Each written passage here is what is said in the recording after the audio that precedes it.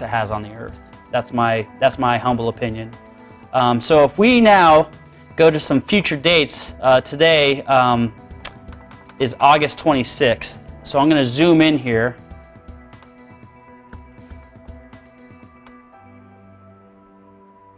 And now you see, as of today, Comet Elenin is 1.091 AUs from the Earth. We're going to fast forward now because I want to show you a date that's coming up. August 31st, Elenin will be 0.978 AU from the Earth. And this is the date that allegedly Elenin is supposed to be visible to the naked eye in the sky. So in a few days, start going outside and looking for Elenin. You should be able to see it soon. If Elenin is causing these earthquakes, it can't be this wimpy comet like NASA says. It's going to not only have to be larger in size than what they're speaking of, but it's also going to have to be able to carry that energy like what we said. So some have said that Elenin is larger than Jupiter. If this is true, then it should be visible very soon. We should see a massive object in the sky. But we'll see. The next date I want you to pay attention to is September 5th and 6th. I'm going to zoom out just a little bit so you can see everything.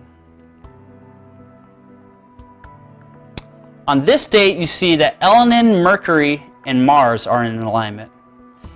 And Elenin's pretty close to the Earth at this point. It's 0.855 AU away. So obviously it's closer to the Sun, closer to Earth than we are to the Sun. And then also, if you look the other way, Earth, the Sun, and Venus are aligned. So that's around September 5th and 6th. It's a watch date. There could be some earthquakes around that time period. I would keep your eye on it. The next date to watch is September 11th.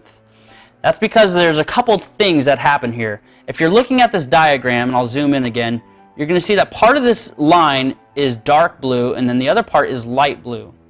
And what that line means is that, and I can actually change the angle here so you can see, what happens is there is a plane. If you cut the Earth in half, there's a plane, and the dark blue is below that plane, and the light blue is above that cut plane of the Earth. And so Elenin's approach is below the Earth, if you could think of altitude. And after September 11th, it's going to be above that plane. But September 11th is the day that it reaches what's called perigee, and that's where it's on an equal plane with the Earth. So that's very interesting. The other thing that's interesting is it's also the perihelion day. That means that it's its closest point. Elenin will be at its closest point with the Sun.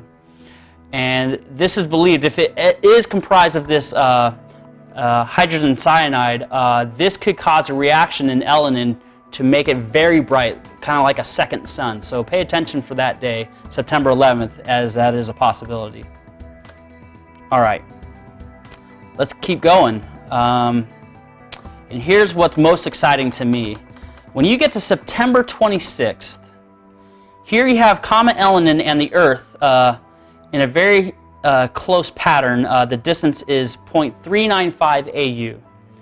And you'll see another alignment. You'll see the Earth, Comet Elenin, and the Sun now in a straight line. And Elenin now is between the Earth and the Sun. If this is the size of Jupiter, you can expect it to block out the Sun. I've heard anything from about 70 to 72 hours. So about 3 days, you'll see the Earth, the Sun just blocked out from the Earth, causing an eclipse. And if we go look at a calendar, this is where, let's look at where that puts us. So September 26th, 27th, 28th, and now we'll get to September 29th. This is very interesting timing to me as a Christian because I pay attention to the feasts of the Lord spoken of in Leviticus 23. These are 7 days out of each calendar year where God said, hey, celebrate these 7 feasts. Well, that feast in Hebrew is moed. That word is moed, and it actually means an appointment. So God essentially said, these are my 7 appointments that happen every year. And if you look at the appointment calendar, if you look at chadbad.org, it's a Jewish calendar, you can see September 11th here. If you go down to the 29th, this is the first day of Rosh Hashanah. And that is one of the 7 appointments given by God in Leviticus 23. So this just happens to be around that time period where the sun's going to be darkened by Comet Elenin, and it leads us right into Rosh Hashanah. And there are some amazing things in the constellations that day. So I would definitely watch that time period. If you go past this date, then we're going to come into October 17th. And this is where Comet Elenin comes in closest proximity to the Earth ever. And it's going to be at 0.234 AU. And if we zoom out a little bit, you're going to see Comet Elenin is now headed out. It's going to be picking up speed on this whole curve, and it's going to be heading back out. So this is definitely a day to watch because it's going to be very close. Going past that date now is going to be the next time to watch, which is November 2nd through about the 7th. So for about a week, the Earth is going to pass through Comet Elenin's tail. And so I would definitely keep your eye on this time period, November 2nd through about the 7th. We're going to pass through its tail, and as Comet Elenin had come through the asteroid belt, most researchers believe that it picked up a tremendous amount of asteroids. So as we pass through its tail, it's definitely very reasonable to consider that we may be entering into an asteroid, a tail full of asteroids, and could definitely bombard the Earth. So very interesting. That's around November 2nd through about the 7th. So definitely things to consider. The last and final alignment of this whole Comet Elenin thing, strangely enough, ends up being December 21st, 2012. So that whole time period I just showed you, also keep in mind that Earth now has passed in between the Sun and Elenin. So definitely a high frequency, there's a high probability of earthquakes coming in that time as well. And the distance is only going to be 0.373 AU. So here's basically what the schedule is for Comet Elenin, and I would definitely keep your eye on it and research more because there's a lot of very good information out there about this. So if you compare that to the Japan earthquake, it's 10 times closer at that point than what happened in Japan. So I've even heard magnitudes of upwards of 12 to 15 on the Richter scale for that time period.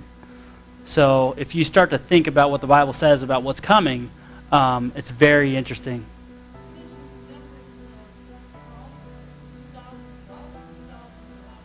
(2012). It's going to go way out. Yeah.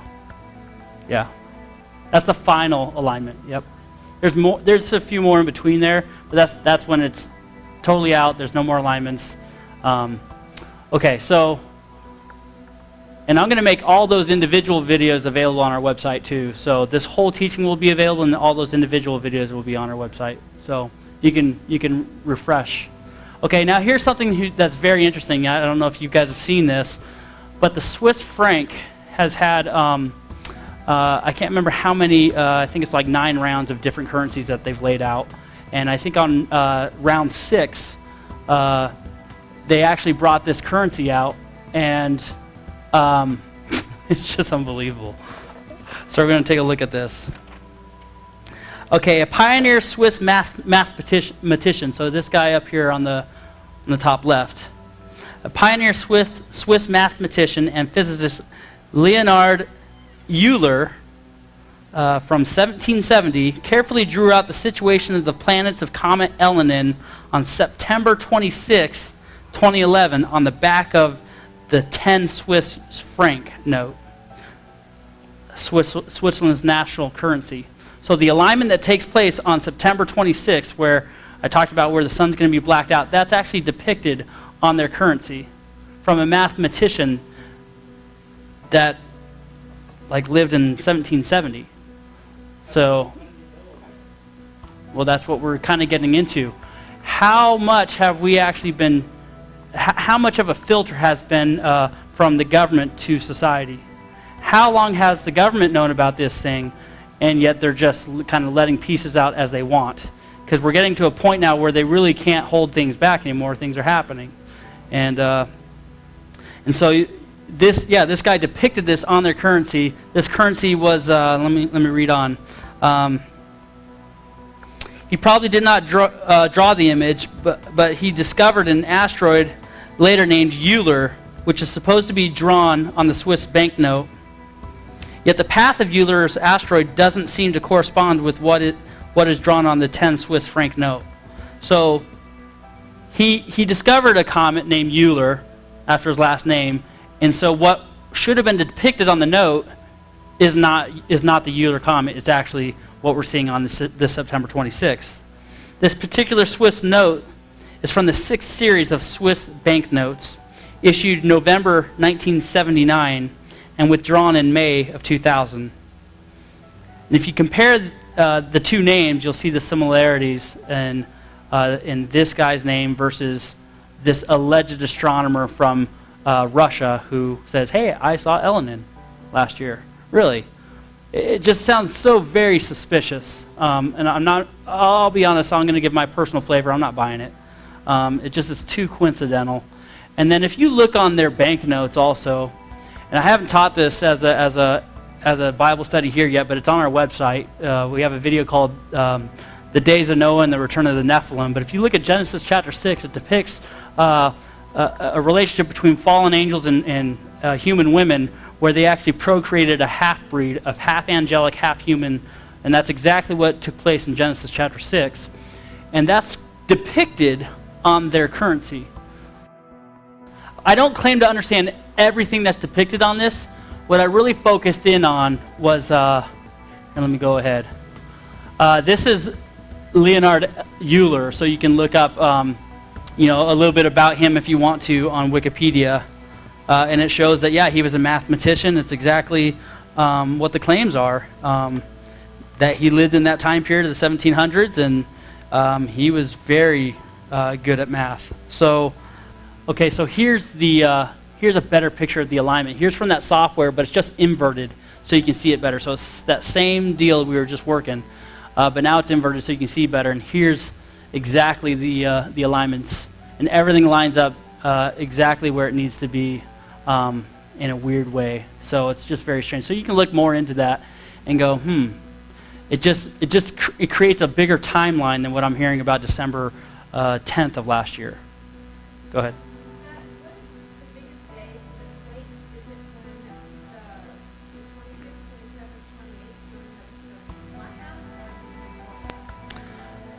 There is we're looking at the time when it gets closest to the Earth. And that actually the closest point that Elenin gets to the Earth is October 17th.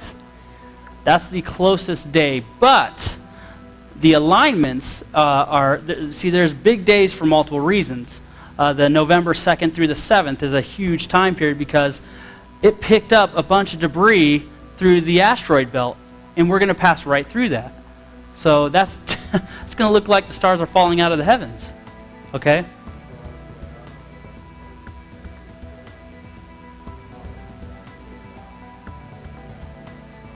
Exactly.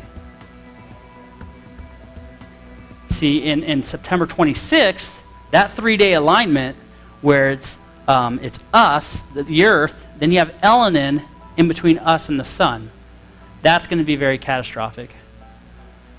And it appears that when the pancake, the Earth is in the middle, and then the Sun, Elenin here, and then the other big quake, the chilly quake, the Earth is in the middle again, and the Sun and Elenin on each side. So as we get to that October time when the Earth is in the middle again for that week, as it's leaving, we're in the middle in the comet and Sun for a week. Yeah, and well, going back to September 26th, this is when it's extremely close, and this is the first time that the Comet Elenin passes between us and the Sun. So that's very significant. September 26th. Well, like I said, we have two different informations on that. So some people are saying if you'll get the official story from NASA, it's only 3 to 4 kilometers wide with a coma of 200,000 kilometers wide. Whereas there's others that are saying there's no way, the way this thing is acting, there's no way it's a comet and it's a brown